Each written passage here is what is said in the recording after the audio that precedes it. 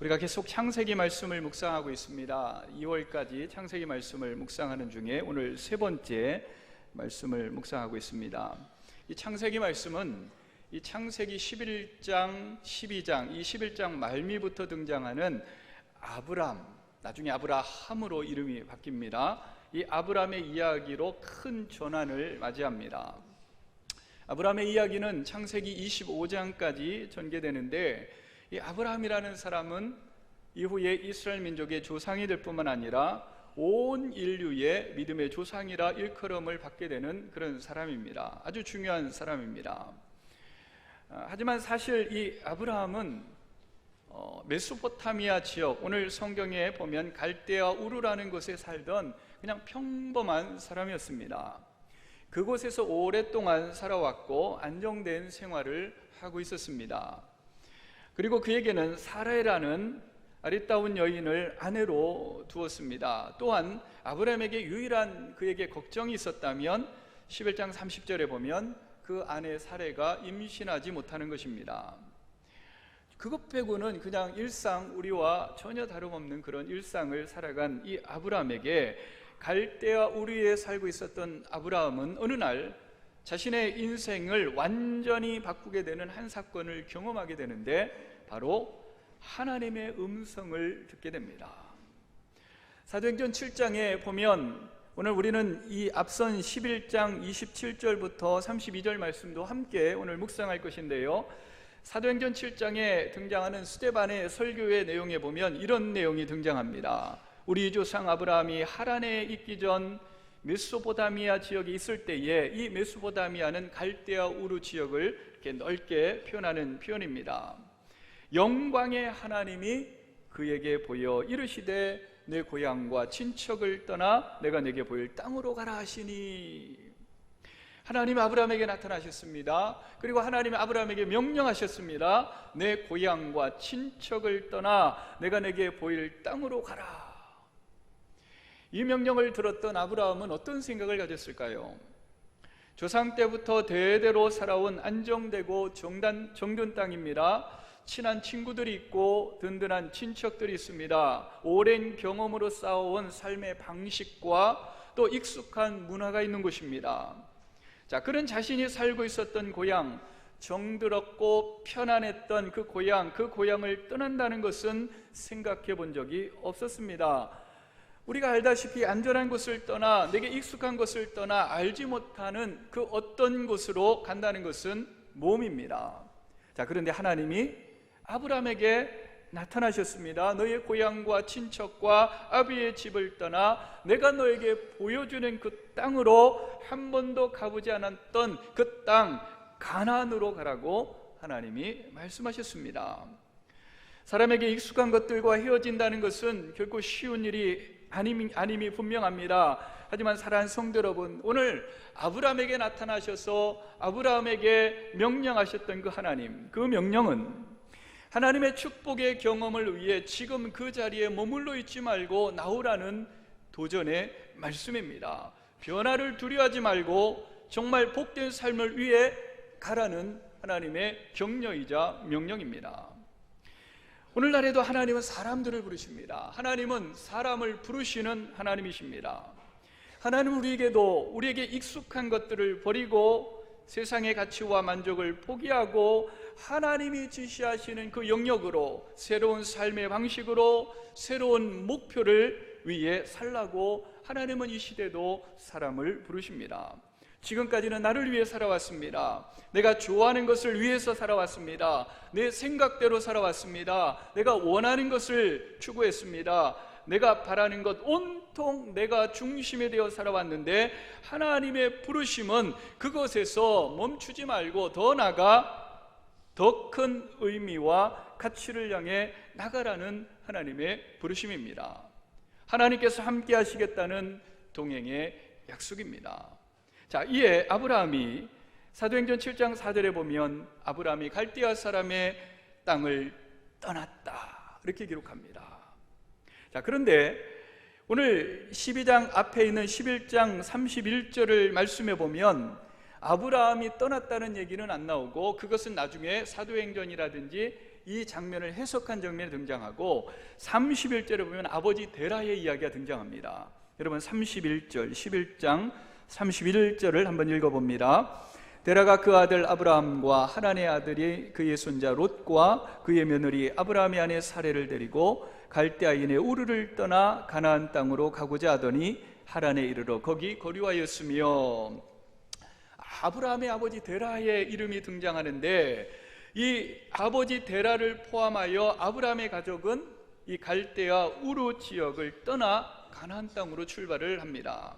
자, 성경은 이 아브라함의 아버지 데라가 가나안으로 가기 위해 갈대아 우르를 떠났다고 하면서 왜 그가 어떤 동기로 그것을 떠났는지, 그에게 어떤 일이 벌어졌는지에 관해서는 밝히고 있지 않습니다.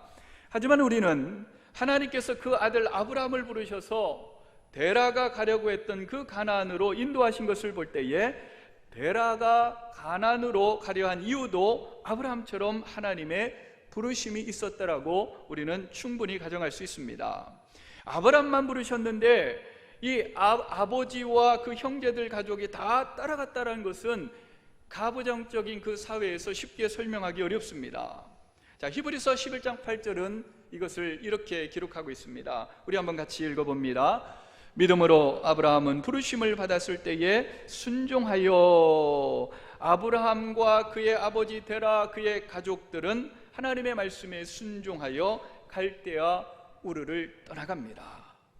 오늘 사랑하는 성도 여러분, 오늘 우리는 아브라함의 이야기를 너무나 잘 알고 있습니다. 그가 이 갈대아 우르를 떠나서 나중에 어떻게 그 인생이 펼쳐지고 또 결국 그의 아들들을, 그 후손들을 통해 또 이스라엘 민족이 만들어지고 이 아브라함이 온 인류의 믿음의 아버지로 굳게 세워져 가는 그 과정과 결론을 우리는 다 잘 알고 있습니다. 자, 하지만 이런 아브라함의 위대한 삶은 어디로부터 시작됐습니까? 그가 떠나라는 하나님의 부르심에 순종함으로 시작이 됩니다. 하나님이 평범했던 아브라함을 부르신 것처럼 오늘 사랑하는 성도 여러분, 저와 여러분도 하나님이 오늘 이 자리에 부르신 줄 믿습니다. 하나님 우리를 부르신 거예요. 오늘 이 자리에 우리가 우리 의지를 갖고 왔다라고 생각하지 마십시오. 하나님이 이 자리에 우리를 부르셨습니다.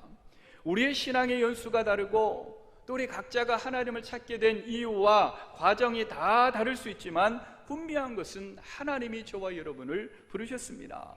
하나님이 나를 부르셨다, 이 말은 하나님이 나를 선택하셨다는 말입니다.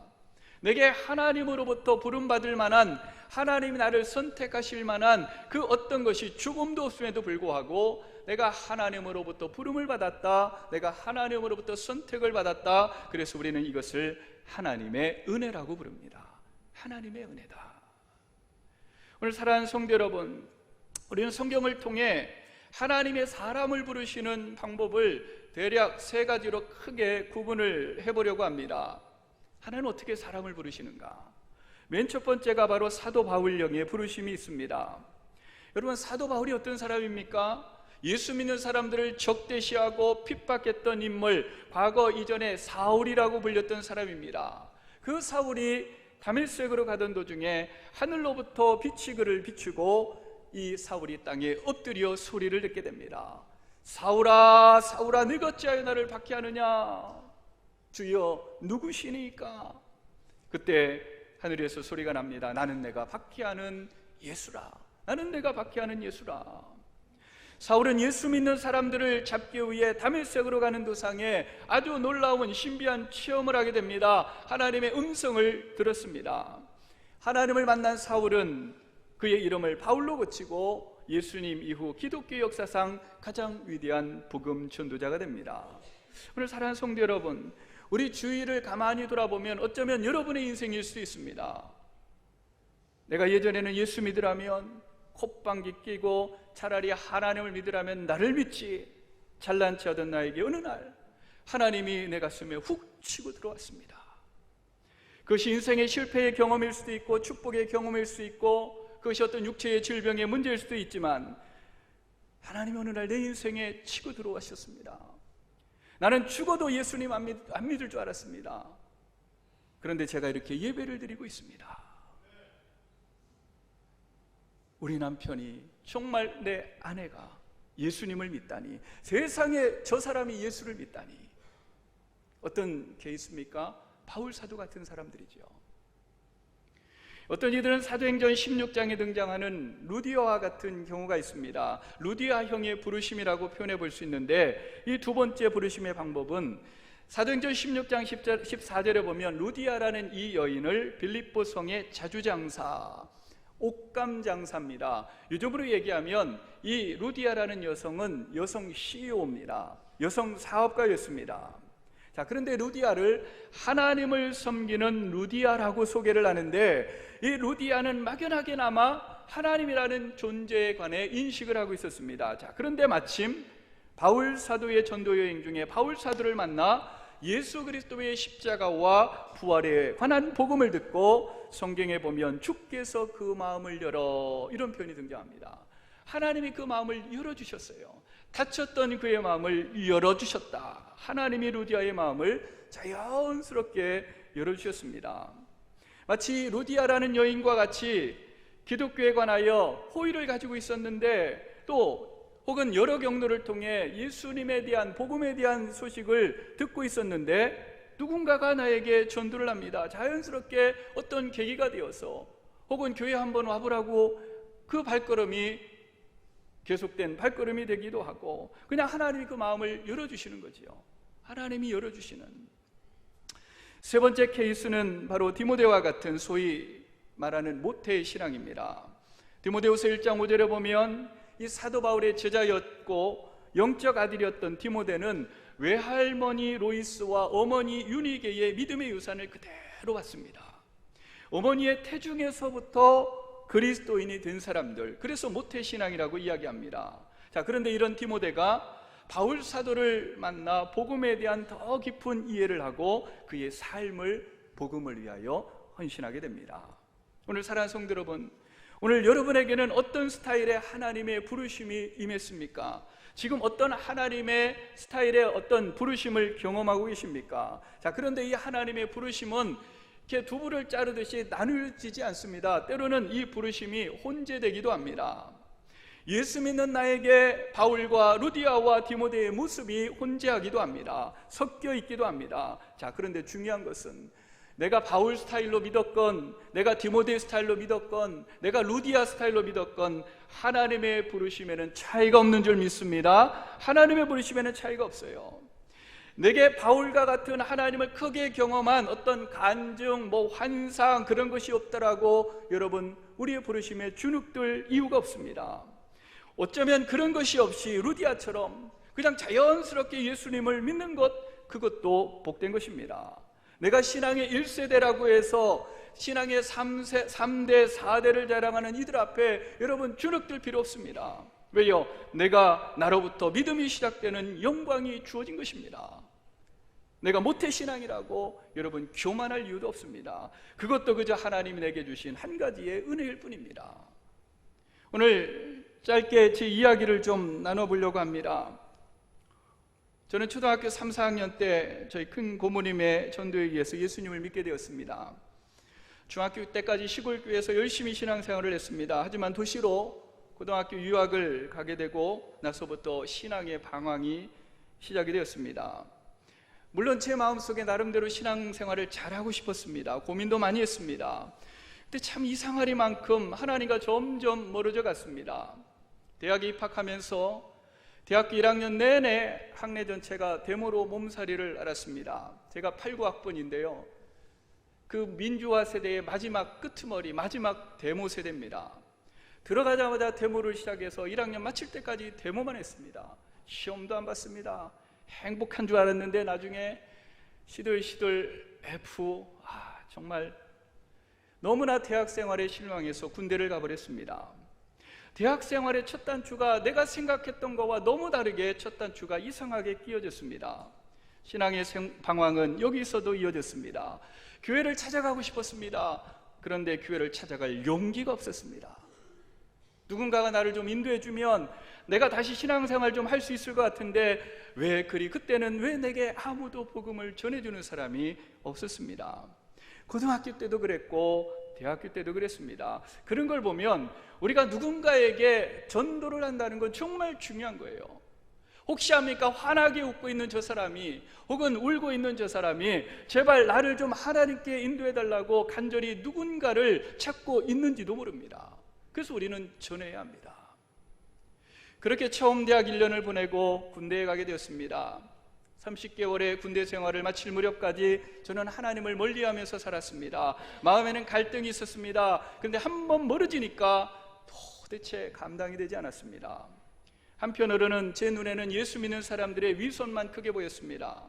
나도 신앙생활 해봤는데, 나도 예수 믿어봤는데, 속으로 그들을 정죄하기에 바빴습니다. 반대로 말한다면 그만큼 하나님께 다시 다가서기 바라는 제 마음의 어떤 면에서의 반증이죠. 하나님은 저를 포기하지 않으셨습니다. 군제대를 한 달 남겨놓고 열심히 축구를 하다가 오른쪽 다리 인대가 거의 끊어질 정도로 부상을 당하고 말았습니다. 그때 정신이 번쩍 났습니다. 제 심령에 말씀하시는 하나님의 음성이 들려왔습니다. 사랑하는 아들아, 내가 돌아갈 곳이 있다. 내가 서야 할 것은 바로 하나님을 예배하는 자리다. 돌아가라, 돌이켜라. 나 혼자 힘으로 살아가려 했던 저의 교만을 하나님 앞에 회개했습니다. 하나님 없이 살아갔던 그 삶이 얼마나 두렵고 무서웠는지 하나님께 고백하며 결심했습니다. 마치 아브라함이 하나님의 부르심을 받아 우르를 떠나 가나안으로 떠난 것처럼 그 불신의 자리를 떠나기로 결심했습니다. 그 부르심 앞에 결단했습니다. 고등학교 시절부터 시작되었던 7년여간의 신앙의 방황에 마침표를 찍었습니다. 한 달 후에 제대를 하고 나서 제가 교회를 가자 저희 부모님이 놀라 자빠지셨습니다. 세상에 7년 동안 그렇게 교회를 안 가던 아들이 갑자기 교회를 간다 하니, 그때 돌아보니 그 속에는 저희 부모님의 눈물이 있었습니다. 오늘 사랑하는 성도 여러분, 저는 무역학을 공부했고 졸업을 하면서 대학원에서 신학을 하게 되었습니다. 여기 지금까지 목사로서의 인생을 살아가고 있습니다.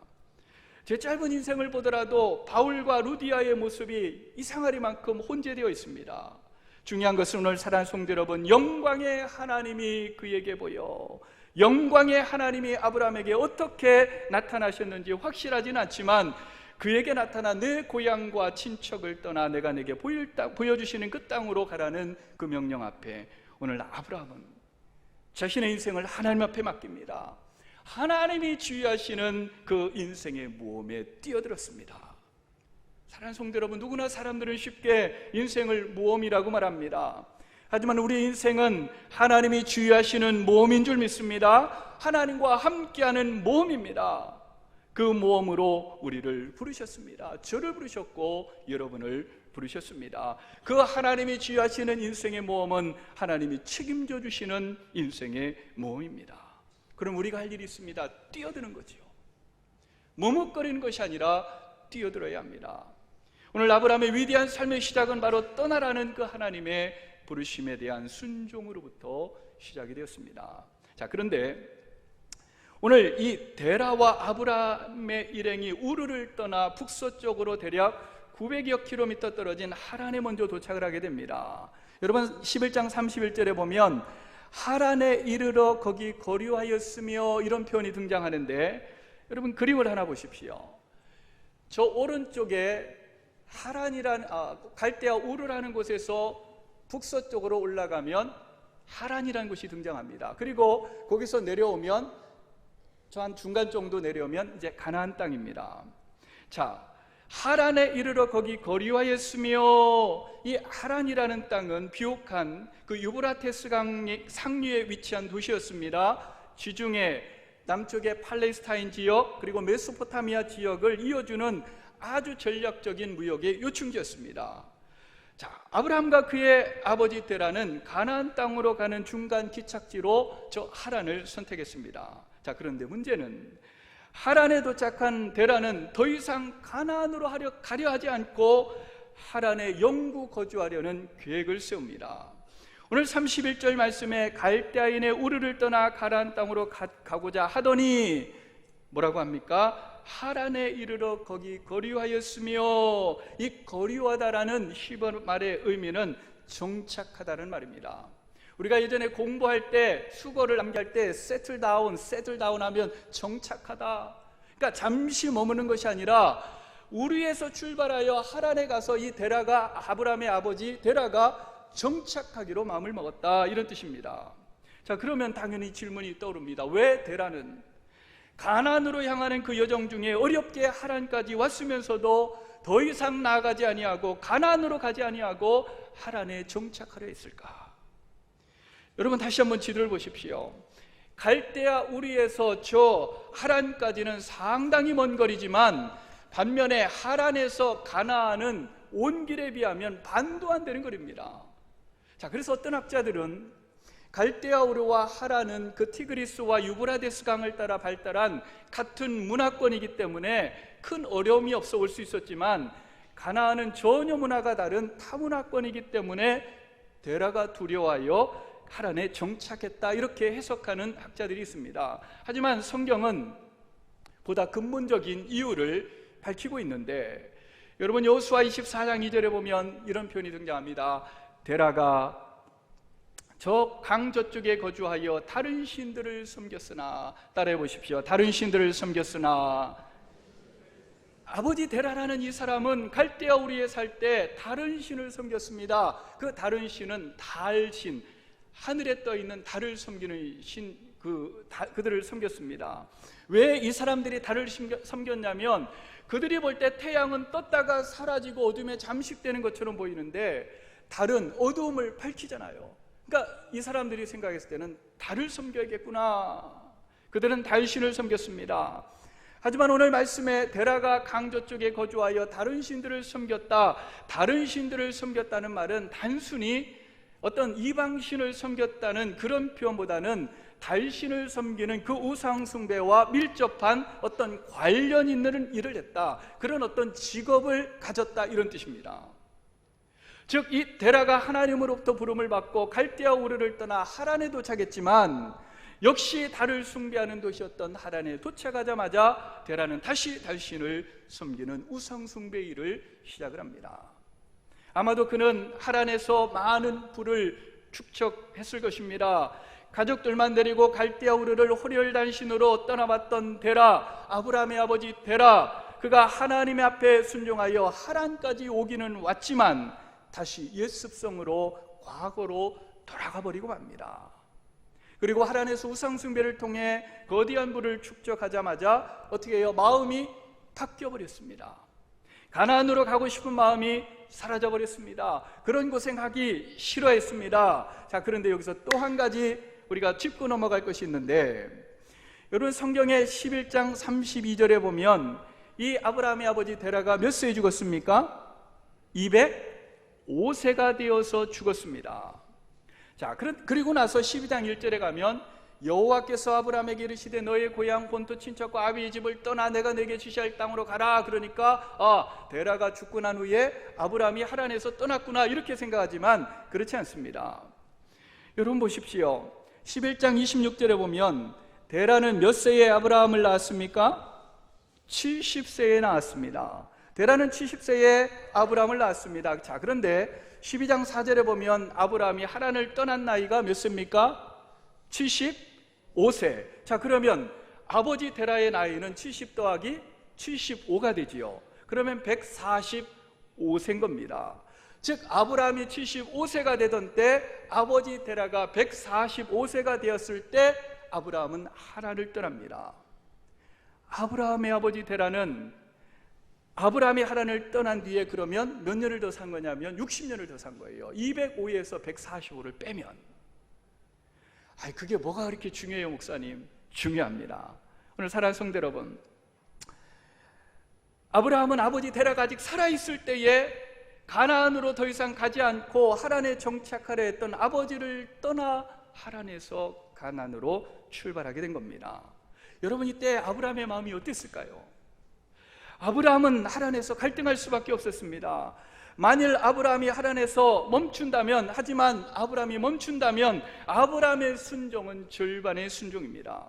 여러분, 갈대아 위에 머무는 것이나 하란에 머무는 것이나 가나안에 가지 않는 건 똑같은 거지요. 절반의 순종은 순종이 아닙니다. 이때에 갈등할 수밖에 없었던, 머뭇거리고 있었던 이때에 하나님의 말씀이 다시 아브라함에게 임합니다. 그것이 12장 1절의 말씀입니다. 같이 한번 읽습니다. 여호와께서 아브라함에게 이르시되 너는 너의 고향과 친척과 아비의 집을 떠나 내가 내게 보여줄 땅으로 가라. 하나님이 떠나라고 다시 말씀합니다. 내가 내게 말해준 그 약속의 땅, 가나안 땅으로 가라고 이야기합니다. 이미 우리 위에서 들었던 말씀입니다. 아브라함은 자신이 가야 할 목적지를 분명히 알고 있었습니다. 하란이 아닙니다. 가나안입니다. 가나안으로 다시 떠나야 합니다. 하나님은 아브라함에게 떠나라고 명령합니다. 떠날 것은 고향, 친척, 아비의 집입니다. 이것은 단순히 혈육관계를 끊으라는 의미가 아닙니다. 하나님께서 떠나라고 하신 그 고향, 친척, 아비의 집은 아브라함이 지금까지 살아온 삶의 바탕입니다. 고향과 친척과 아비의 집 우르를 떠나왔지만 하란에서 머물다 보니까 여러분 그곳이 다시 자신의 고향과 친척과 아비의 집이 되어버렸습니다. 더군다나 지금 아버지는 어떻게 합니까? 아버지 데라는 가나안에 가지 않겠다고 얘기합니다. 나는 그냥 하란에 물러 살겠다고 말하고 있습니다. 자, 이때에 하나님이 아브라함에게 나타나셔서 내가 너에게 명령한 그 땅으로 너의 본토 친척 아비의 집을 향하여 떠나라고 했을 때에 아브라함은 얼마나 이 말씀에 대해 실감을 했을까? 사랑하는 성도 여러분, 오늘 이 아브라함의 이야기는, 데라의 이야기는 우리의 믿음을 이야기하고 있습니다. 여러분, 믿음은 한 번 떠나는 것으로 그치는 것이 아닙니다. 믿음은 계속해서 떠나는 훈련을 하는 것인 줄 믿습니다. 우리는 저 영원한 하늘나라의 소망을 삼아 우리에게 익숙한 것들로부터 떠나는 훈련이, 그게 믿음입니다. 그것이 믿음 생활입니다. 우리의 믿음이 하나님을 향해 언제든 나아갈 준비가 되어 있지 않거나 내가 언제든 돌이킬 수 있는 만큼만 떠났다면 나는 지금 하란에 머물고 있는 것입니다. 오늘 사랑하는 성도 여러분, 내가 떠나야 할 그 하란은 어디일까? 오늘 우리의 늘 습관 속에 학습화된 이건 안 되고 저건 안 되고 이건 이래서 못하고 저건 저래서 못하고, 여러분 그렇게 생각하고 있는 그 하란은 무엇입니까? 하나님의 부르심에 합당하지 않은 장소일 수 있습니다. 사람일 수 있습니다. 내 삶에 익숙한 삶의 방식일 수 있습니다. 절반의 순종의 자리일 수 있습니다. 여러분 떠나시기를 주의 이름으로 축원합니다. 박차고 일어나십시오. 왜요? 우리는 언젠가 저 영원한 하늘나라로 떠날 나그네들입니다. 예수님이 말씀하셨습니다. 손에 챙기를 잡고 뒤를 돌아보는 자는 하나님 나라에 합당하지 아니하리라. 자, 그런데 또 놀라운 하나의 성경의 비밀이 감춰져 있는데, 성경은 아브라함의 떠남 앞에 데라의 죽음을 의도적으로 비치해 놓고 있습니다. 그리고 일종의 언어 유희를 좀 발견할 수 있는데, 이 아브라함의 아버지 데라가 묵었던 하란이라는 도시의 이름이 뭐냐면 몹시 메마른 건조한 이런 뜻입니다. 자, 데라의 이름의 뜻은 너무나 우연과 같은데 지체하다 이런 뜻입니다. 즉 부르심의 땅 가나안으로 떠나지 아니하고 하란에 정착한 데라를 통해 하나님이 우리에게 말씀하신 것은, 데라가 비록 하란에서 몇 년을 더 살았어요. 60년을 더 살았지만 그 인생이 풍요로운 인생을 설령 살았다 할지라도 하나님 보시기에는 하나님 없는 지체하는 데라의 삶은 몹시 메마르고 건조한 인생일 뿐입니다. 60년을 더 살았지만 하나님이 보시기에 이미 데라는 죽은 인생이에요. 변하지 않고 지체하고 머무는 인생을 하나님은 어떻게 보는 거예요? 그건 죽었다라고 보시는 거예요. 사랑하는 성도 여러분, 하나님은 하나님의 약속을 믿음으로 오늘 우리를 향하여 신앙의 모험을 해보라고 도전하시는 하나님의 소리를 들을 수 있는 은혜가 있기를 주의 이름으로 축원합니다. 하란에 머물지 말고 가나안으로 떠나라고 얘기하십니다. 자, 그런데 어떤 분에게는 이것이, 내가 지금까지는 하나님을 몰랐지만 이제부터는 내가 하나님을 향한 믿음의 걸음을 힘껏 내딛어 보라는 하나님의 격려의 음성일 수 있습니다. 어떤 분에게는 지금까지 해오던 안이한 신앙생활을 떠나 보다 헌신할 것에 대한 하나님의 부르심일 수 있습니다. 어떤 분에게는 태도의 변화를 의미할 수 있습니다. 늘 상황이나 주변 환경에 크게 영향을 받아 짜증내고 원망하고 부정적으로 반응했다면 이제 믿음으로 반응하고 환경에 상관없이 긍정적인 태도를 가지라는 하나님의 부르심일 수 있습니다. 어떤 분에게는 그것은 사람들과의 관계 속에 이제는 들어가라는 하나님의 명령일 수 있습니다. 스스로 왕따가 되지 말고 자신을 꽁꽁 감싸며 고립시키지 말고 사람들과 함께하며 그 친밀한 믿음의 관계 속으로 들어가라는 하나님의 부르심일 수 있습니다. 어떤 분에게는 그것은 세상적인 문화와 가치관, 잘못된 습관에서 단호하게 떠나라는 부르심일 수 있습니다. 나의 시간을 낭비하게 만드는 그 어떤 일을 중단하라는 하나님의 부르심일 수 있습니다. 어떤 분에게는 그것은 하고 싶지 않은 일 혹은 그 관계, 정말로 하기가 꺼려지는 불편한 일에 대한 시도를 의미할 수 있습니다. 이를테면 누군가를 용서하거나 나를 힘들게 하는 사람에게 사랑을 베푸는 그런 일과 같은 것입니다. 어떤 분에게는 그것이 믿음의 결단을 의미할 수 있습니다. 이를테면 믿음으로 하나님 앞에 물질을 드리는 일, 내가 가진 물질과 시간을 다른 사람을 위해 섬기는 일에 사용하는 것, 하나님의 말씀의 기준으로 우리의 자녀들을 양육하는 것, 머뭇거리지 말고 하란에서 가나안으로 떠나라는 명령입니다. 어떤 분에게는 그것은 이기적인 생각이나 자신의 고집에서 떠나라는 하나님의 부르심일 수 있습니다. 어린아이와 같은 그 연약한 신앙에서 벗어나 좀 더 성숙한 신앙인으로 다른 사람을 돌보며 배려하려는 하나님의 부르심일 수 있습니다. 사랑하는 성도 여러분, 우리에서 떠났던 것 같이 그것에 만족하는 것이 아니라, 하란에 머무는 것이 아니라 하란에서 다시 가나안으로 떠날 수 있는 믿음의 성도들 되기를 주의 이름으로 축원합니다. 하나님은 아브라함에게 이 하란에서 다시 가나안 땅으로 떠날 것을 말씀하시면서 순종할 때 아브라함에게 주실 복을 이렇게 약속해 주셨습니다. 여러분 2절을 한번 같이 읽어봅니다. 내가 너로 큰 민족을 이루고 내게 복을 주어 내 이름을 창대하게 하리니 너는 복이 될지어다. 떠날 때, 순종할 때 주시는 복입니다. 주어지는 복입니다. 자, 그런 의미의 떠남이 복인 줄 믿습니다. 순종이 복인 줄 믿습니다. 하나님이 지휘하시는 그 인생에 뛰어들면 하나님이 그 인생을 책임져 주십니다. 특별히 2절 후반절에 이렇게 이야기합니다. 너는 복이 될지라. 따라해 보십시오. 너는 복이 될지라. 하나님이 너에게, 아브라함에게 복을 주시겠다고 약속해 주셨고, 그리고 너는 복이 되어라. 사명을 주십니다.